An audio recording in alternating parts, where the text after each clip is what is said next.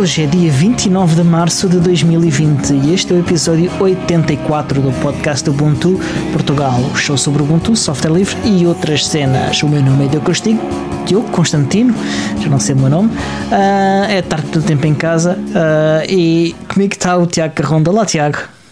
Não sei quem é esse senhor, eu sou o Fernando Pessoa. Eu também já estou a alucinar, mas estou a brincar. Sou o Tiago, ainda sou eu. Está tudo bem, Diogo? Está tudo dentro do possível. Já fiz um passeio higiênico, como eles lhe chamam. Já está tudo bem. Fazes todos os dias? E contigo? Fazes um passeio diário? Não. Não faço diário. Eu fiz... Na última semana fiz 2. Ok. Eu moro num lugar, portanto não moro num grande centro, não moro numa aldeia sequer, é um lugar, tem muito pouca gente. E nós tentamos cá em casa fazer um passeio diário muito cedo. Não é que a coisa se mude muito ao longo do dia, mas se tu fores passear às 7:45 da manhã, tens uma probabilidade muito menor de te cruzares com seja quem for. Não é porque tu vais abraçar essa pessoa, mas se é para fazermos a coisa, tentamos fazer o mais bem feito que conseguimos. E então temos feito esse passeio por volta das 8 da manhã, um bocadinho antes, um bocadinho depois, diário, uma cadência diária, até para o bem das crianças e da cadela. Falhámos ontem. É uma necessidade diferente. Exatamente, falhámos ontem, mas de resto temos feito diariamente. Até aproveitamos para pôr o lixo no contentor, aquelas coisas, pronto, aqueles que não podem falhar. Mas de resto tudo normal, estamos bem, estamos aqui. Eu se calhar começavas já, tive uma semana bastante ocupada, além do trabalho. Portanto, o trabalho é uma coisa que não é novidade, o meu trabalho não mudou uma vírgula em relação àquilo que era. Mas quando eu desligo o chip do trabalho, tenho estado bastante ocupado, porque uma coisa que eu fazia como em tom de brincadeira, passei a olhar para aquilo com um ar um bocadinho mais sério, e apesar de ser um esforço muito modesto, é uma coisa que para mim é importante, que é não estar quieto, e então decidi dar um uso um bocadinho mais social à minha impressora 3D e começar a preparar as coisas para imprimir material de proteção, que tanta gente diz que não falta em lado nenhum. Material de proteção, estás a falar de material de proteção para cuidadores médicos, quem faz esse tipo de trabalho. Pessoal, tipicamente, como se costuma dizer agora e está muito na boca de toda a gente, a linha da frente neste combate. E estamos a falar desde, médicos e enfermeiros, que é sempre aqueles que tu te lembras primeiro. Não confundir com o hashtag fila da frente, que é diferente. Não conheço, mas tudo bem, vou confiar em ti. Não, mas temos que pensar, era aquilo, é a conversa que eu tenho muitas vezes cá em casa, que é, por muito que tu pegues numa folha branca e que listes todas as pessoas afetadas, ou todas as pessoas que estão em perigo, ou todas as pessoas, ou todos os negócios, ou todos, seja o que for, tu vais sempre esquecer-te de montes de gente, e tu tens de lembrar de coisas básicas como, e eu comecei a organizar, portanto, e aquilo que eu fiz, só para também concluir aqui a tarefa, fui-me informar sobre o que é que eu poderia fazer, aquilo que está neste momento a ser mais produzido e com maior visibilidade também são as típicas e as populares viseiras de proteção, que de facto são bastante eficientes. É completamente diferente eu proteger a minha cara toda do que proteger apenas com uma máscara a boca e o nariz, até porque o Covid entra pelas mucosas, portanto, e nós precisamos ter os olhos abertos para ver aquilo que se passa e para normalmente desenvolvemos a nossa tarefa, a nossa atividade. E então optei por isso. Numa primeira fase achei que era só imprimir e pronto. Cheguei à conclusão que o material que eu tenho em casa e que habitualmente é utilizado pelas impressoras, que é uma coisa que se chama PLA, não suporta altas temperaturas, até ele normalmente é impresso a 200 graus, mas tudo o que é acima dos 50, 60 faz com que aquilo perca a forma e fique uma grande massa assemelhada a vomitado. Exatamente. E então, se tu fores imprimir material de proteção em PLA, estás a imprimir material descartável. Pensares que tu demoras cerca de, na melhor das hipóteses, 1 hora para imprimir um ar de viseira, tu estás durante uma hora a imprimir uma coisa que vai ser usada durante 2 ou 3, portanto acaba por ser se calhar a coisa menos eficaz. Eu estava prestes a arrumar as minhas botas, porque a minha mestria em impressão 3D é próximo de nula. Mas alguém me alertou que se eu mudasse de material, em vez de PLA, se eu usasse PETG, para mim é só mais um material que eu nunca usei, que tem um nome diferente do PLA, mas se eu usasse PETG, que este então suporta temperaturas a rondar os 100 graus e que já permitiria uma esterilização a 60 graus durante 15 minutos, conforme me disseram que é assim que se faz. Portanto, o processo neste momento está, eu comprei material que há de chegar, se tudo correr bem, amanhã, em relação ao dia em que estamos a gravar isto. Portanto, segunda-feira, estou a contar segunda-feira, começar a imprimir. Eu estive aqui já a definir os ficheiros certos, os tais STLs que nós falámos na altura, com um ar muito mais divertido do que estamos agora. Mas tenho já tudo preparado para amanhã começar a imprimir 2 aros de cada vez. Fiz uma publicação numa rede social que toda a gente diz que está morta, mas que para mim resulta bastante bem, que é o Facebook. Manifestei a minha intenção, não só no sentido de, não é para me dizerem obrigado, não é com esse objetivo que eu faço isto, mas mais no sentido de, se precisares, pede-me, porque eu vou começar a ter cá em casa unidades produzidas de forma caseira, mas que servem perfeitamente, ou se não precisares, mas quiseres ajudar e não tiveres uma impressora 3D, pergunta-me, que eu também arranjo uma maneira de tu poderes ajudar. Olhando para este apelo, tive logo, e fiquei preocupadíssimo, porque tive logo 3 ou 4 pedidos de material, a perguntarem-me se eu já tinha, a perguntarem-me, eu não diria desesperadamente, mas a perguntarem-me com alguma ansiedade se eu já tinha alguma coisa para poder entregar. E era aquilo que eu estava a dizer, tu estás a falar, de facto falaram-me de um hospital também, mas falaram-me de farmácias, falaram-me de supermercados, que são serviços que têm que estar abertos, são pessoas que contactam com o público diariamente e pessoas que, muitas delas, têm que estar, como é óbvio, normalmente sorridentes e às vezes a aturar aquelas pessoas que ainda não perceberam que de facto isto se pega com muita facilidade e que de facto é à mínima distração, ou a mínima falta de cuidado, tu estás não só portador de coronavírus, como a transmitir a toda a gente que se cruza contigo. E isso é que é preocupante, porque se isto fosse... Que é mais preocupante. Toda a gente diz que é um vírus muito democrático, mas para mim, para ser democrático, era quem tem menos cuidado devia morrer primeiro, ou devia ficar com mais sintomas e ficar mais afetado, mas infelizmente não é isso que se passa. Portanto, ele não é assim tão democrático quanto se diz, porque alguém que não tem cuidados nenhuns pode ser portador e pode ser um grande transmissor e não ter a mínimo efeito colateral. Mas pronto, mas voltando então aqui à história, portanto, aquilo que eu fiz foi encomendei material e encorajei, já agora também apelo para quem quiser, eu tenho uma impressora, tenho 3 kg de PETG a caminho e que vou derretê-los todos em suportes para viseiras. E tenho pessoas que já encomendaram também esse material e aquilo que eu estou a dizer às pessoas é, eu não recebo dinheiro de ninguém, é uma chatice receber dinheiro e depois tens que dizer onde é que gastaste e depois tens que não sei o quê, que é assim que eu normalmente faço as coisas. Portanto, aquilo que eu aconselho às pessoas, a forma menos burocrática de resolver isto, até porque lá está, as pessoas, há quem não se lembre ou quem não saiba, mas eu estou em casa, mas não estou como alguns estão encarecidamente à procura de coisas para fazer. Eu felizmente ou infelizmente, não sei, tenho a minha vida super ocupada durante o dia com a acrescente deste tipo de coisas com o acréscimo deste tipo de coisas que entretanto me predisponho a fazer. Agora, a forma menos burocratizada de poderem ajudar e que já alguns amigos ou conhecidos meus fizeram foi, eles encomendam o material e dão a minha morada como morada de entrega, para que a encomenda seja entregue aqui, sendo que o meu compromisso é tudo o que chegar é para derreter. À cadência que a minha impressora permitir. Eu também não vou, tenho já inspirados naquilo que eu publiquei, que também era uma das minhas intenções, era dizer, pessoal, eu estou a fazer isto, se tens uma impressora na garagem e está parada, podes fazer o mesmo que eu. Houve alguém que deu uns furos mais à frente E então fui contactado hoje por alguém que está a dinamizar pessoas numa área que até está bastante confortável em termos daquilo que são as estatísticas, que é na área do Alentejo.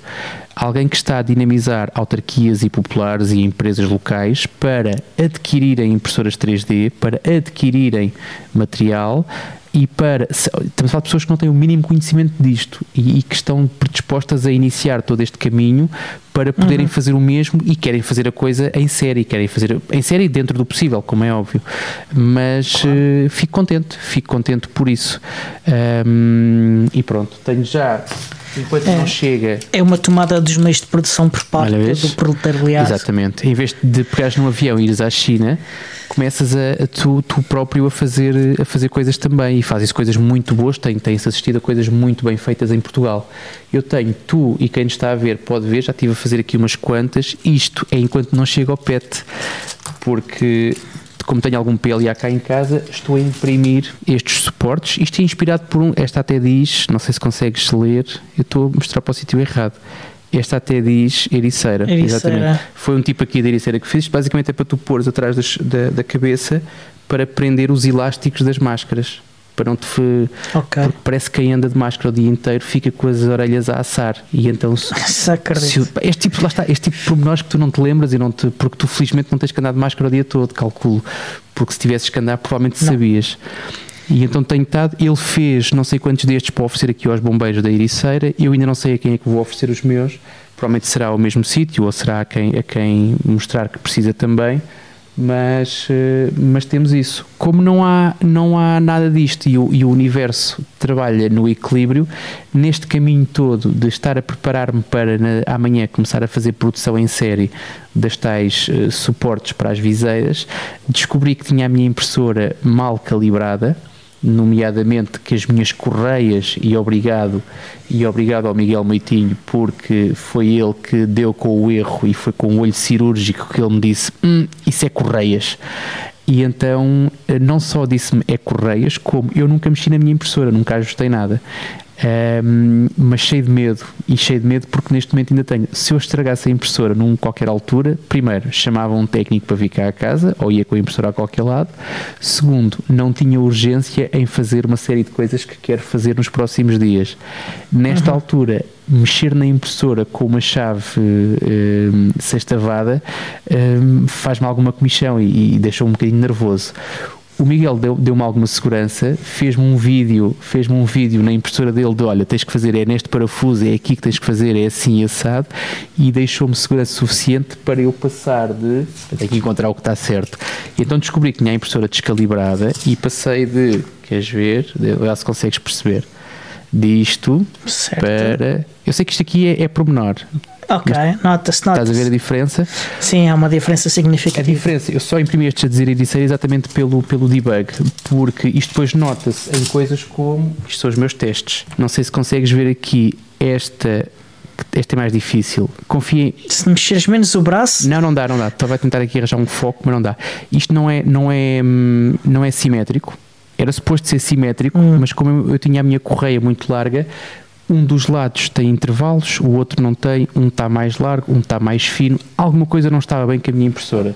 Está lá em baixo, não te consigo mostrar, mas consegui já equilibrar, esticar a correia e fazer uma impressão de qualidade, ou seja, não só estou aqui a preparar as coisas para esta produção, que vai ser tão grande quanto as horas em que eu esteja acordado, porque a dormir não vou poder fazer trocas de produto e de matéria-prima, mas também serviu para que a minha impressora ficasse com um bocadinho mais de qualidade em termos de produto, e eu também me sinto um privilegiado por isso, ou seja, estou a trabalhar para uma coisa que não é, que é um bem social, e também tive algum retorno, que me deixou feliz e disse, olha, sim senhor, estou a fazer isto por algum motivo e já estou a ser antes ainda de começar a sério, já estou a ser recompensado por isso, o que é ótimo. Mas olha, passei parte da minha semana de volta disto e a preparar as coisas e a organizar-me e a responder também a pessoas que me entretanto faziam perguntas e telefonemas, a esclarecer as pessoas que eu não estou a vender nada disto. Alguém me perguntou também quanto é que custava,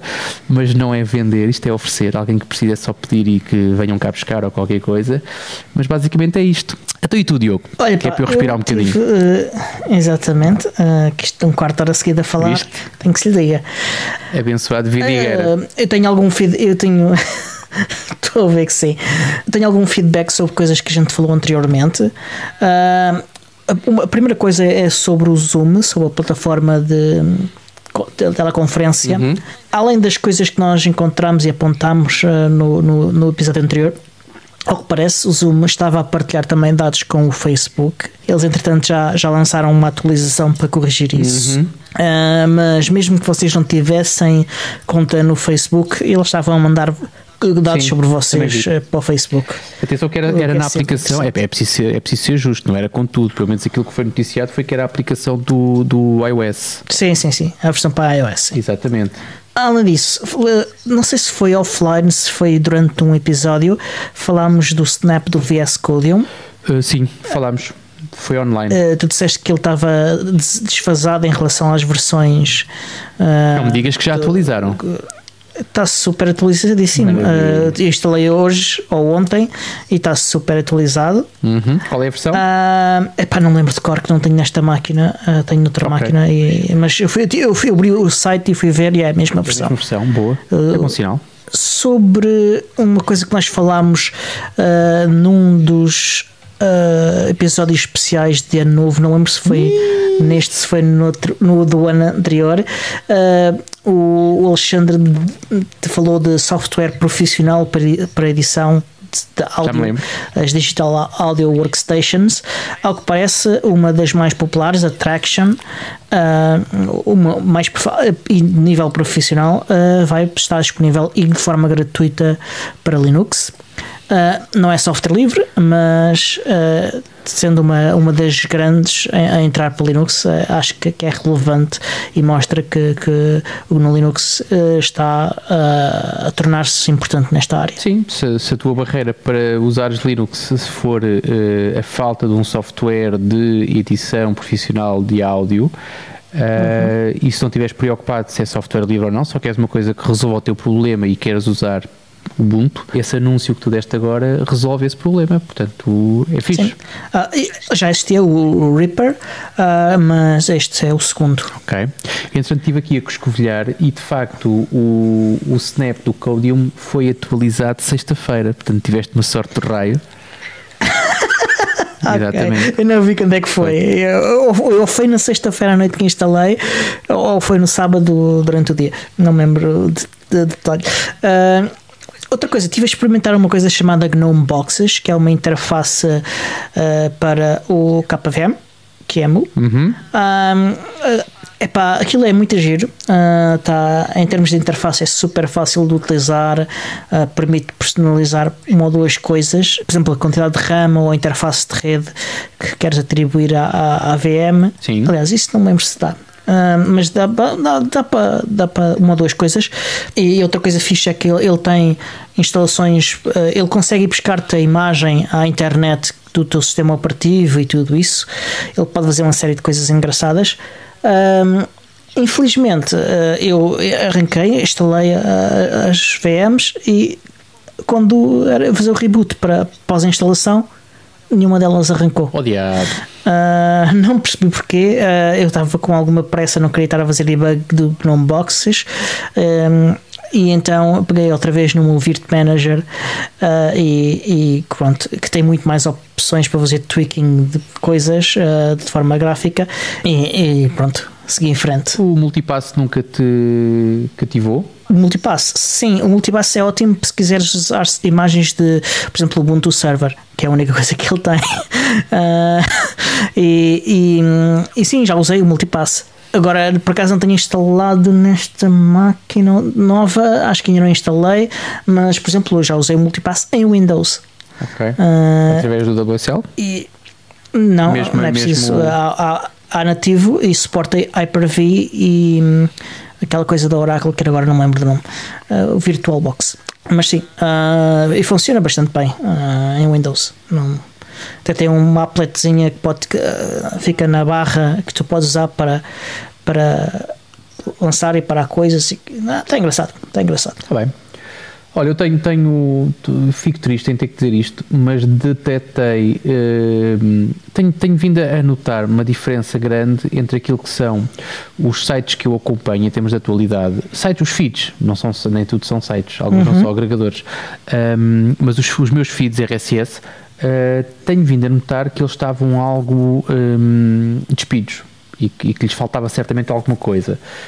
E cheguei à conclusão que, de facto, comparando e abri 2 ou 3 ao acaso e comparando os feeds com aquilo que me chegava pelo meu cliente de RSS, e de facto havia ali diferenças. Porque é que eu fico triste? O motor que eu uso, o meu agregador, o meu leitor de feeds é o Nextcloud, é o RSS, não sei o nome daquilo, RSS Reader, para aí.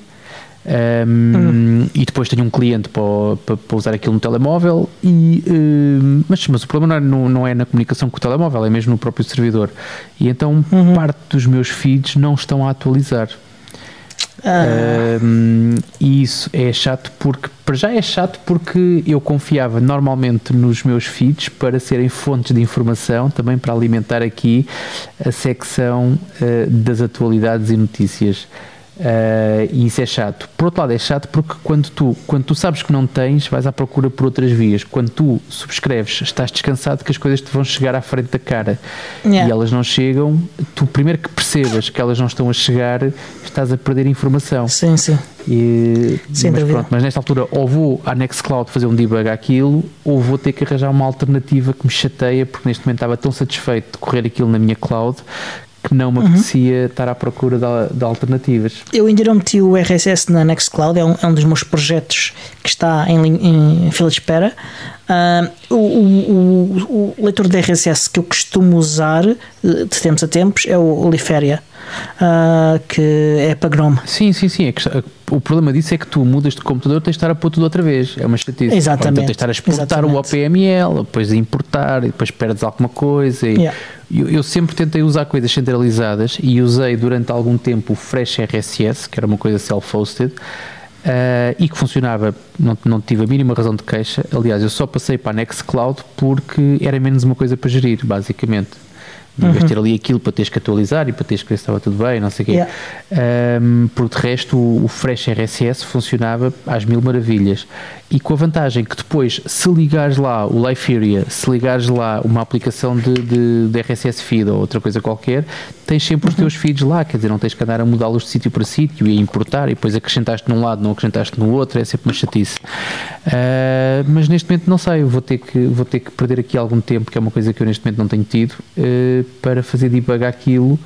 Ou então pode ser só problema de eu tenho os meus feeds a correrem na minha Cloudbox, e pode ser a minha Cloudbox a dizer que já estou a puxar demasiado por ela, porque de facto tenho lá se calhar mais coisas do que ela suporta. Não nos podemos esquecer que aquilo é um Raspberry Pi. A minha Cloudbox é um Raspberry Pi 2, exatamente, nem sequer é um 3. Portanto, tenho que repensar isto. Mas tenho boas notícias. Eu estava aqui um bocadinho cabisbaixo no último episódio sobre a utilização, lá está, o Zoom anda na boca do povo, da aplicação Zoom a ser utilizada pelas aulas online da minha filha mais velha, e estava aqui um bocadinho triste com a situação. Mas de facto a coisa foi bem conduzida, e não fui só eu, porque quando és tu o único a reclamar sobre alguma coisa, podes ser olhado de lado. Exatamente, és o maluquinho, és o alien, és o chato, há inúmeros adjetivos que tu podes usar para catalogar essa pessoa. Quando mais pessoas têm a mesma preocupação que tu, primeiro tu ficas descansado, olha, não sou assim tão maluquinho e tão exigente ou tão excêntrico quanto isso, porque há mais pessoas com a mesma preocupação. Por outro lado, exerce uma pressão diferente, e de facto aquilo que está a acontecer nesta altura é que a minha filha está de facto a juntar-se com as colegas e com o professor, usando a plataforma Jitsi. Portanto, deixou-se de parte o Zoom. Não foi muito difícil. Excelente. Honestamente, eu tenho algum papel nisso, porque aquilo que eu fiz basicamente foi alertar para... Eu não me opus, manifestei o meu desagrado, mas não me opus, até porque não me faz... Eu, enquanto pai responsável, não faz parte dos meus planos prejudicar a minha filha, portanto, se as aulas acontecessem no Zoom, seria isso, infelizmente, que nós iríamos usar. A única coisa que eu alertei as pessoas, nomeadamente os pais dos colegas da minha filha, foi que, atendendo às práticas do Zoom, era desejável que, sendo no telemóvel, no tablet ou no computador, que usassem um equipamento exclusivamente para aquele fim. E foi nesta altura que houve pais que, à procura da informação e com o mesmo nível de preocupação, disseram: a minha filha ia usar o meu computador, aquele que eu uso para trabalhar, portanto, fora de questão. Portanto, aquela parte mais pragmática não fui eu que fiquei com ela, até porque felizmente eu tenho vários computadores cá em casa, portanto era só instalar um e pô-lo à frente para ela usar o tal Zoom.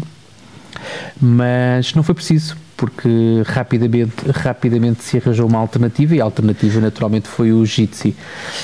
Eu, entretanto, como sou um pai responsável, e ainda fiz rir a minha mulher, porque o Zoom, pelo Jitsi, ainda por cima obriga-te a um registro.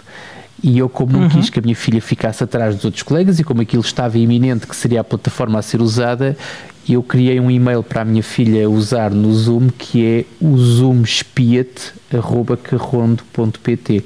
Era bastante explícito também. Era mais até para a minha filha, para quando ela entrasse lá se lembrar de que de facto o Zoom está a espiar.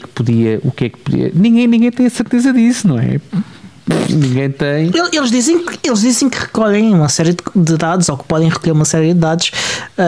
O problema é a utilização duvidosa que se pode fazer disso, e é desnecessário se recolher aqueles dados todos. É que eles dizem que não vendem os dados, mas que os oferecem. Exatamente, que para mim ainda é mais. Mas pronto, adiante. Exatamente. Agora podes consolar o professor e dizer que estão a utilizar o mesmo software que a Universidade de Constantino Filósofo de Bratislava, que tem 9.000 estudantes e que decidiu usar Jitsi também para dar as aulas. Mas olha, por outro lado, uma conversa que a gente podia ter em off, mas que eu vou já aqui introduzi-la, é a minha filha está a usar uma instância self-hosted do Jitsi, e olha que se aquilo já é bom no site grátis e que livre à população, quando tu fazes uma instância só para aquilo, ganhas aos pontos. Olha, que eu não sei se nós claro, não vamos... obviamente não estás a partilhar a CPU nem largura de banda com ninguém, não é? É muito mais interessante. Diferente. E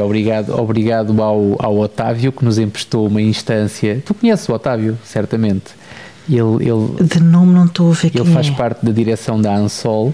Eu falei com ele sobre algumas questões, algumas dúvidas que tinha, e no final do telefonema ele disse-me: não, eu tenho uma instância a correr, usa, é para ti, é para os meus clientes, é para ti, é para quem neste momento, é para quem quiser, aquilo está subaproveitado, portanto usa e abusa. Ótimo. E então, eu fiquei fã daquilo, porque de facto é interessante até que ponto é que nós aqui no PUP não poderíamos também ter a nossa própria instância. Exatamente. Já temos um servidor Mumble. É uma Mumble. Questão de falar com os nossos generosos patrocinadores. Exatamente, vamos ver, mas pronto. Certamente que é uma coisa a estudar. Acho que ainda passamos para as notícias. Não, espera aí que eu tenho mais uma para dizer. Não, ainda tenho mais uma.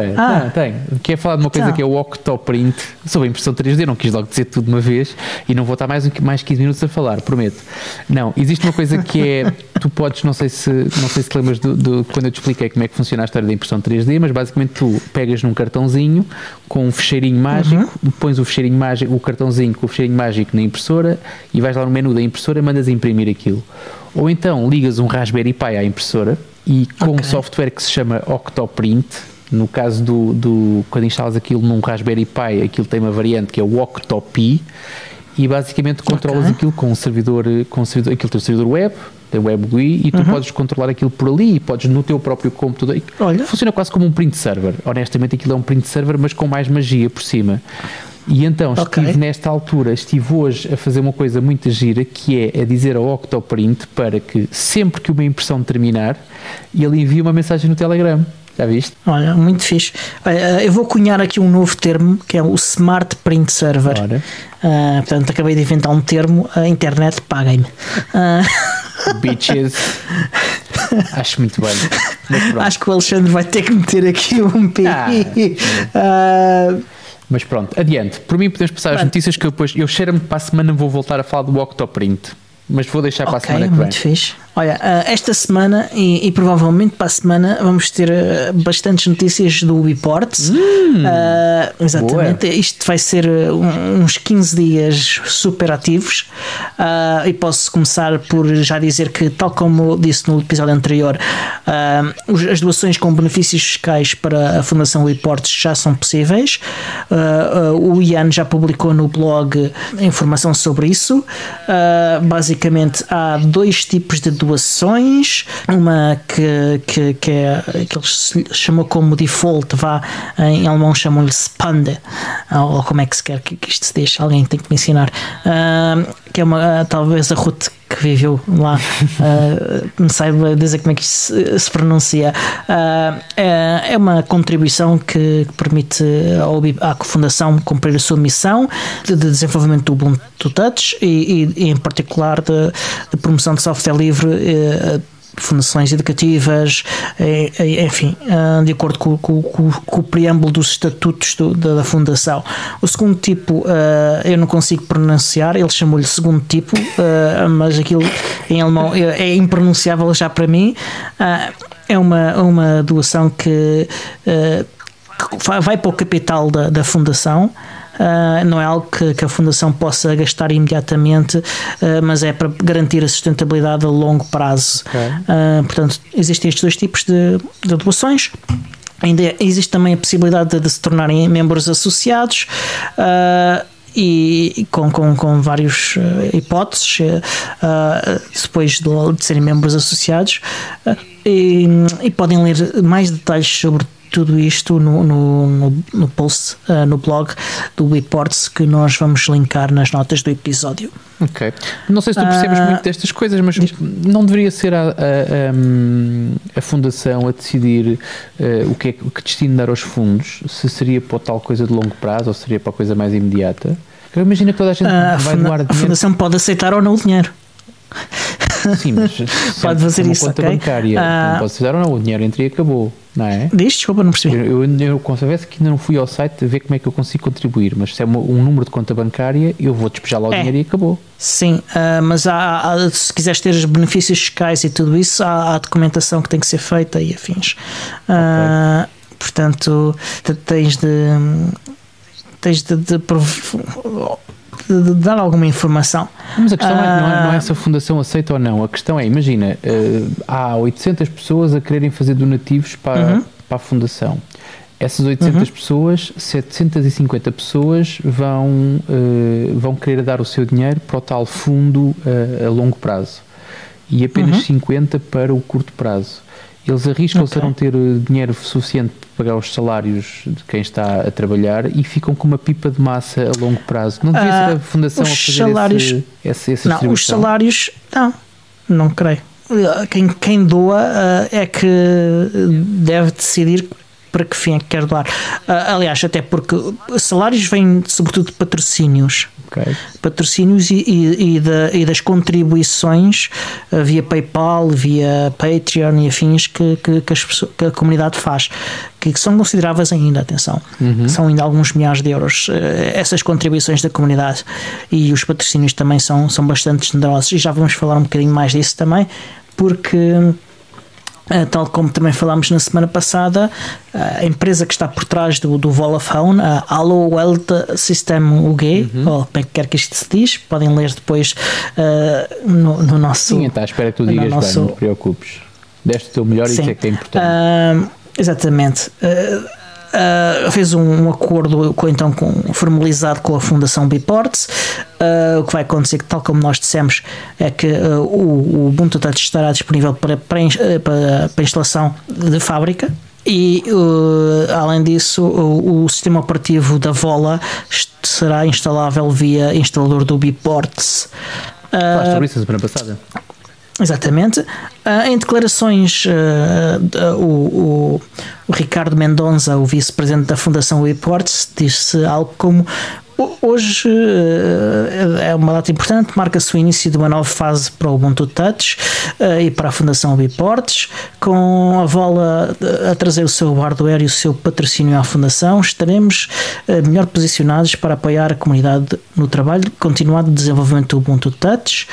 Estamos extremamente excitados com a parceria, ou entusiasmados com a parceria com o projeto Volafone e de participar no primeiro projeto de lançamento de um dispositivo produzido em massa com o Ubuntu Touch pré-instalado.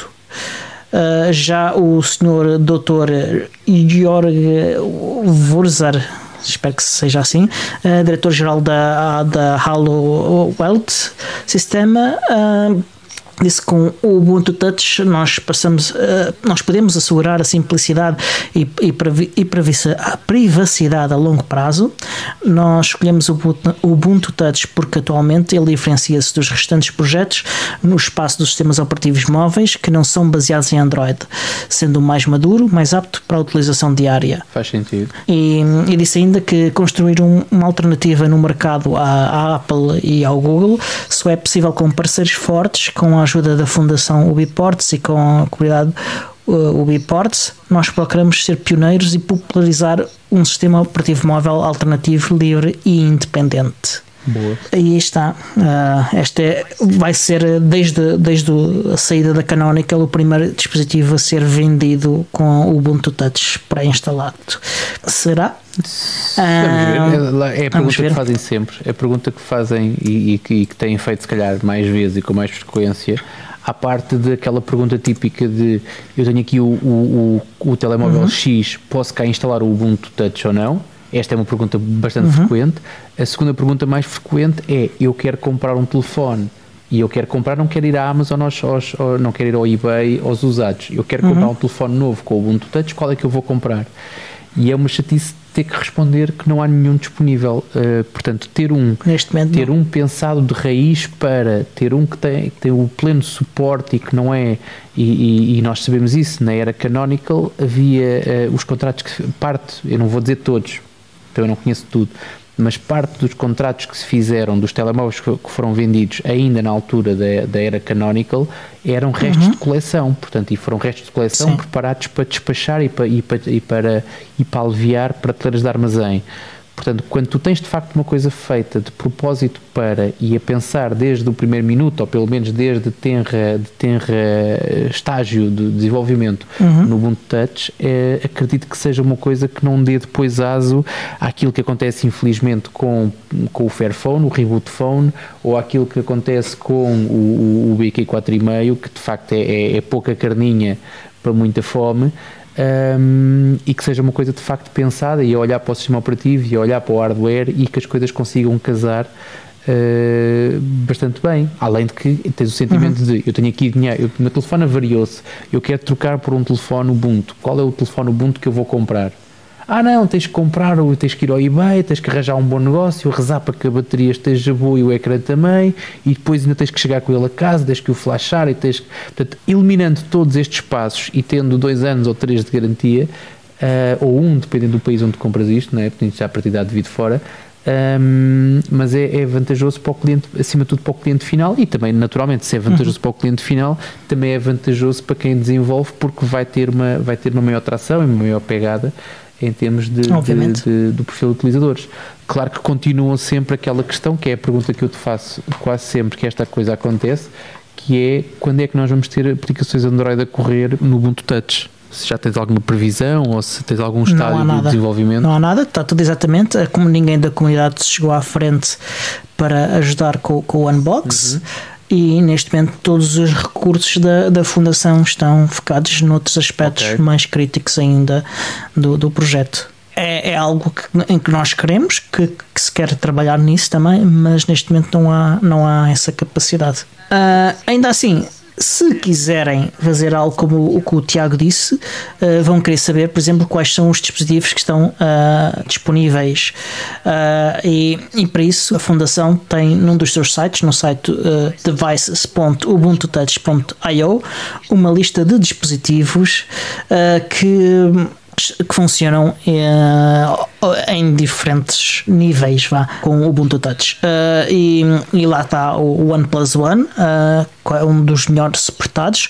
A lista tem uma lista de dispositivos, tem um nível de maturidade e depois tem um comentário também sobre o dispositivo. Se clicarem no dispositivo, vão ver se é muito fácil ou difícil de instalar, ou vão ver em que estado é que está cada um dos ports para cada um desses dispositivos.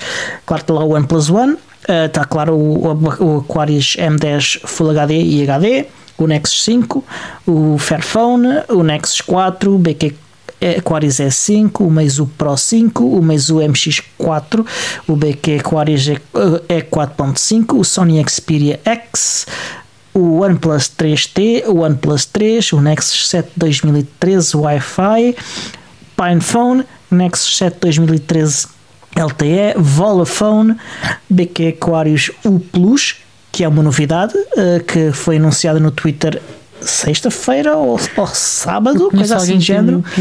O Xiaomi Redmi 4X, o Pinebook, o desktop que será idealmente a correr a Unity, não será um smartphone, ok? Este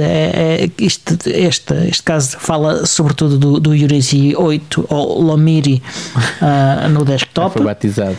Exatamente, o Moto G de 2014, Raspberry Pi, o PineTab, o Librem 5, o Zook Z2 Plus, o Xiaomi Mi Note Zook. 2. Que é o Zook? Não sei, nunca ouvi falar dessa marca. Samsung S3 Neo, Redmi Note 7, LG V20 T-Mobile, LG G6, U-Black, Xiaomi 4, Nexus 6P e finalmente o Asus Zenfone 2 ZE 551ml. Já acabou, foi? Portanto, a lista de ports, esta é a lista de ports que já está mais ou menos assinalada em diferentes estados, obviamente, alguns estão super no início e outros estão super completos. Portanto, se quiserem ver em que estado é que está cada um deles antes de comprarem algum deles, recomendo que deem uma passagem a devices.ubuntu-touch.io. Qual é que é o teu daily? O meu daily é o OnePlus One neste momento. Okay. 100%, ou seja, flawless, não tens queixas a fazer? Eu, como corro no canal de desenvolvimento, de vez em quando tenho assim uns quirks, mas é porque estou a correr. Esse canal é suposto ser instável, portanto, mas mesmo assim ele não tem razão de queixa. Não. Ok. De vez em quando tem um quirkzito, mas nada do outro mundo. Até porque neste momento o canal de desenvolvimento está super estável, porque estamos à beira de uma release. Já temos data ou não? Não há data ainda. Okay. Mas está muito, muito próximo. Estavas tu a listar devices e estava eu a presentear quem nos segue. É a vantagem de ser patrono, é a vantagem de seguir pelo vídeo. Exatamente. Estava eu aqui a tentar apontar a minha câmara. É a vantagem de ter uma câmara que eu consigo pegar, não está agarrada à tampa de nenhum computador. Então estava aqui a mostrar uma melga do tamanho de um leitão que eu tenho no teto eu estou de t-shirt, portanto se a melga calha a pousar-me no braço vai-me deixar de certeza bastante marcado. Portanto eu estou aqui cheio de medo e vou ter que acabar o episódio não tarda, porque estou aqui mesmo, estou muito nervoso já.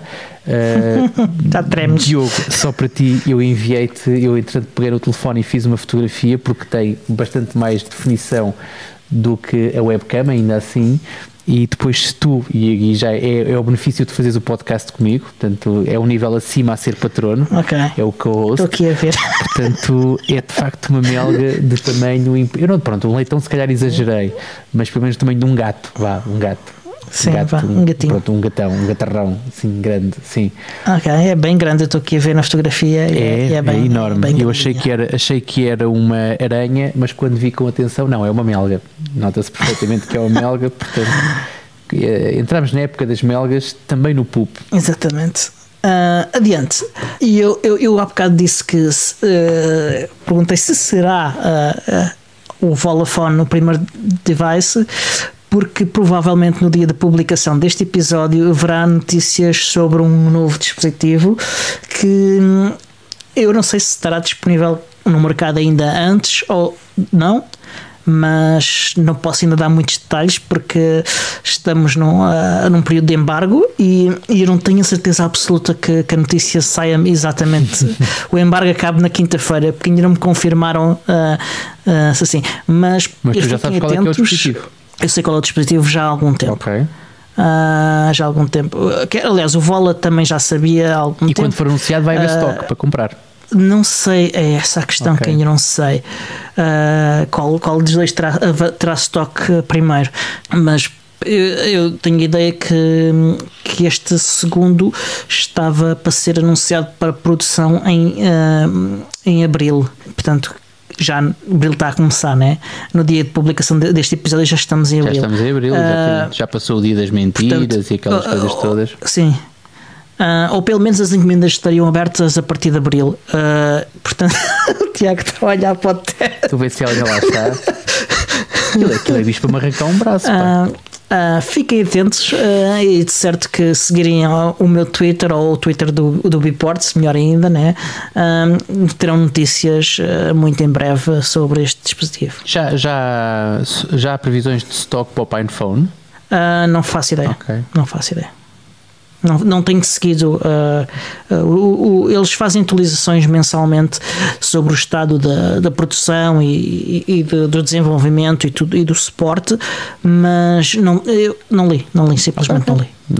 Não te sintas mal por isso, só me lembro de perguntar. E como a situação na China tem estado assim um bocado shaky, é difícil para fazer previsões. O que vale é que é só na China, não é? Que a situação tem estado assim um bocado mais. O resto do mundo está ótimo. Está ótimo. Se passa nada. Agora já chegou aos Estados Unidos e tudo, portanto, agora aquilo é que vai ser uma razia, mas adiante. Adiante. A outra notícia é que estamos já na semana de testes. O Ubuntu, aliás, e os flavors mudaram o modelo de desenvolvimento. E agora, em vez de termos várias betas e afins, temos aquilo que se chama uma semana de testes. Acho que ainda vai haver na mesma uma beta, pelo menos. Mas nesta semana o que se quer é que toda a gente agarre em imagens do Ubuntu e de todas os outros flavors e que instale e que teste e submeta bugs. Eu já comecei a fazer isto, aliás foi por isso que eu experimentei o Boxes e já testei a instalação de Kubuntu, de Lubuntu, de Ubuntu Budgie, de Ubuntu Mate e de Xubuntu. Infelizmente a do Ubuntu Studio não funcionou. A imagem tinha um problema qualquer e não botou. A imagem diária, portanto, e por isso não consegui testar o Ubuntu Studio. Tu instalaste o Boxes dentro de uma dessas versões de teste ou usaste o Boxes para testar essas versões? Eu instalei o Boxes no meu NUC que corre 2004, que é a minha máquina principal cá de casa. Estou um bocado no edge aqui da coisa, portanto não sou muito crítico em relação ao estado da coisa, porque pode perfeitamente ser um bug, até porque o Virt Manager também está a fazer umas coisas um bocado estranhas também. Por exemplo, está a atribuir na listagem de interfaces de rede a primeira por ordem alfabética e não a que é por omissão. Aquele tem marcado como sendo por omissão, não é aquele.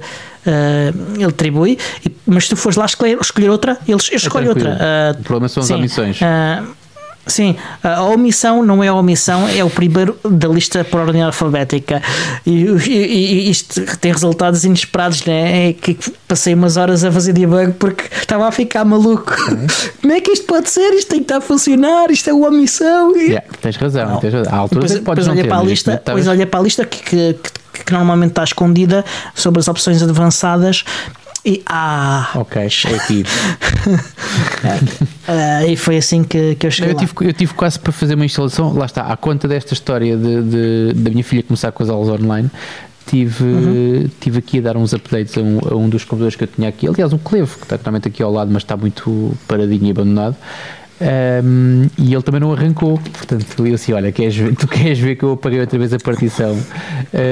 Mas não, tinha a certeza que não tinha apagado nada. É um problema que acontece às vezes e é uma coisa irritante, mas que tem que ver com o particionamento automático, que é quando a tua partição boot tem pouco espaço e então tu acumulas lá imagens de kernel e quando aquilo está cheio o update acontece, mas ele não te cria a imagem e como o Grub vai sempre tentar carregar o kernel mais recente, não encontra e bate na trave, dá-te um kernel panic. Certo, mas isso é estranho porque ele remove os mais antigos. Se fizeres auto-remove. Não, é assim, acho que é uma configuração que ele passou a ter por omissão. Ele avisa-te, alguns no tempo. Avisa que tem pacotes eu digo isso a mais, porque o 1604 faz isso. Ele avisa que tem pacotes a mais, mas tens que fazer auto-remove. Não é manual. Eu não faço. É assim, eu não me lembro de ter feito nenhuma alteração de configuração para isso. Não é isso que eu estou a dizer. O que eu te estou a dizer é: antigamente tu tinhas que remover manualmente o kernel mais antigo. Sim, mas isso deixou de acontecer há várias versões. Deixou de acontecer desde que tu faças a apt-get auto-remove, porque se não fizeres auto-remove ele fica lá. Eu não faço nunca. E ele remove, garanto-te, porque ainda aqui há dias tive uma conversa porque alguém me dizia que ele não removia e eu mostrei-lhe, olha, eu tenho esta instalação há não sei quantos anos e ele remove-me sempre porque a imagem que eu tenho mais recente, mais antiga é de janeiro. Então olha, o que eu te posso dizer é que aliás foi com o Chris Fisher da Jupiter Broadcasting. Sim. Ele num dos episódios disse que lhe acontecia exatamente. Isso e eu agarrei, até nem foi no Clevo, foi no Slimbook Pro 2. A minha instalação eu tirei um screenshot do log de instalador com as datas. Sim. E depois fiz uma listagem do /boot e mostrei, olha, estás a ver, esta máquina tem quase 2 anos. Isso não faz muito sentido, porque para ele fazer isso ele tinha que dar como incompatível um pacote quando instalas o outro e não é isso que acontece, ele torna-o supérfluo. Ele remove, a sério, ele remove os kernels, ele não remove o outro imediatamente anterior. São 3, e não sei conserva 3. O atual e 2 anteriores. Mas os outros 2 ele dá como descartáveis, ou seja, que podem ser removidos. E eu posso dizer que neste computador, e agora temos de discordar, já não discordámos assim há muito tempo, temos de discordar porque de facto foi exatamente isso que aconteceu. Ele não removeu, portanto eu fiz o update completo, confesso que não estava a monitorizar, portanto quando ele chegou ao final eu não olhei para nenhuma mensagem de erro nem nada, normalmente os updates correm bem, não estou muito, felizmente quem usa o Ubuntu não tem que se preocupar muito com os updates. E quando dei reboot a máquina não arrancou e o problema foi exatamente que ele não removeu o kernel antigo, a partição boot estava cheia e ele não conseguiu criar a imagem do novo kernel que entretanto tentou instalar. Assim que eu arranquei num kernel anterior e assim que eu fiz auto-remove, todos os problemas ficaram corrigidos. Portanto, alguma coisa deverá estar aí no meio do caminho. Alguma coisa não funcionou bem, mas ele remove, sim. E remove, garantidamente que salva. Aliás, eu vou aqui, nova aba, ls-l / assim, a 2 minutos ou 3 a gente acabou o episódio, talvez não seja a melhor coisa para tu fazeres, mas podes reunir um conjunto. A imagem mais antiga que eu tenho é de 11 de fevereiro. Certo, isso é normal. Agora a questão aqui tem que ser sempre um auto-remove, até porque ele normalmente, a menos que seja um pacote incompatível, e ele não dá os pacotes como incompatíveis, a menos que seja um pacote incompatível, o update ou o upgrade não remove rigorosamente nada. Ele só remove os mas eu acho que então ele diz que o pacote é incompatível ou algo, eu sei que ele remove. Tá bem. Sei que remove. Peço para estares atento nos próximos updates. Esta máquina que tem uma instalação com aí de 1 ano e tal. Eu não sou a melhor pessoa para falar sobre isso, porque normalmente nas minhas máquinas eu tenho um script que faz logo tudo, ou seja, faz update, faz upgrade, mas faz clean, auto-clean, faz auto-remove, remove configurações, portanto, e normalmente é com isso que eu atualizo as máquinas. Portanto, eu não te consigo dizer isso. O atualizador, eu utilizo a aplicação gráfica de atualização do Ubuntu, carrego, sim, faz as atualizações, aliás as de segurança são automáticas. E ele não te pergunta a seguir se queres remover os pacotes de superfluos e não dizes nada, sim? Não. Garantes isso? Garanto isso. Ele não te pergunta no fim se queres remover os supérfluos? Não, nunca. Está bem. Nunca. Aliás, posso ver se se há uma configuração. Ora, atualizações, transferir e instalar automaticamente. Exatamente, aí está tranquilo. Eu acho que essa opção não existe. E eu acho que ele te pergunta no final tem aqui coisas que já não são utilizadas, queres remover? E tu se calhar respondes sim sem atenção. Não. É o meu palpite. Só um palpite. Não é, eu não estou a teimar. Não, porque ele só me pergunta uma vez e eu deixo de ver a janela e nunca mais olho para a janela. Ok. E às vezes depois quero fazer instalações de coisas pela Shell ou pelo GNOME, pelo software, e tenho lá ainda aberta a janela. Mas pronto, o Diogo deixa aqui o compromisso, até estamos a chegar ao final do episódio, deixa aqui o compromisso de que num próximo processo de atualização, ou então seja como for, vai reunir um conjunto de evidências. Aliás, eu lembro-me de ver isto ser anunciado no Ubuntu Podcast. Lembro-me perfeitamente. Isso eu sei que na altura tinha 2 scripts, um para atualizar e um para remover kernel antigo. E eu deixei de ter esse script para remover kernel antigo porque bastava um auto-remove. Eu lembro-me de ter esse problema com o 14.04, pelo menos. Não me lembro se nos 15.04 e 0.10 tinha. Porque não, eu sei porque eu tinha um portátil cá em casa em que isso acontecia-me quase sempre. Ok? Ele tinha uma barra boot super pequena e as imagens devem ter crescido imenso a certa altura e sempre que eu tinha atualizações acontecia isso. E depois resolvia e depois na seguinte acontecia de novo. Ok. Porque nunca aumentava a partição. Resta-nos apelar então a quem nos ouve para partilhar este episódio nas redes sociais junto dos vossos amigos e essas coisas vão por e-mail e gravem CDs com os episódios todos e ofereçam. E cassetes também, exatamente. Quem assiste a isto arranja uma maneira pirata de gravar o fecheiro e façam VHS também ou DVDs Betamax se ainda conseguirem. Temos códigos de desconto para quem quiser comprar computadores Slimbook ou LibreTrend, as LibreBox. Esse LibreTrend não sei se ainda está a funcionar, tendo em conta que se tiverem algum problema há desconto especial. Se tiver algum problema com a LibreTrend ou com a Slimbook, façam aquilo que outros ouvintes já fizeram, que é alertem-nos para isso, e nós falamos com quem de direito para esclarecer a situação. Li recentemente uma notícia que se conseguem comprar Wild Beasts num site que está agora muito na moda para fazer compras online, que é o DOT, com 2 T's. Portanto, se quiserem comprar no DOT, não sei se conseguem usar o código de desconto, mas falem com a LibreTrend, que eles de certeza que vos arranjam um jeito. E pronto, e é só isto. Podcast.portugal.org, encontram lá as ligações para tudo, e da minha parte, até à próxima. Até à próxima.